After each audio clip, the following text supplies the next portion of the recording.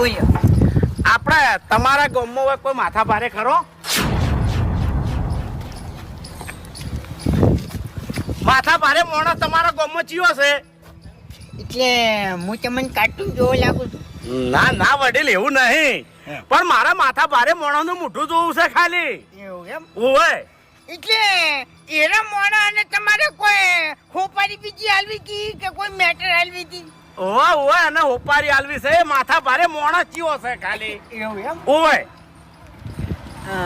મારી શકલ ઉપરથી તમને હું શું લાગુ છું? તમારી શકલ ઉપરથી એક વાત કહું, ખોટું નહીં લાગે ને? બોલો બોલો. ચકરી લાગો છો તમે. ચકરી.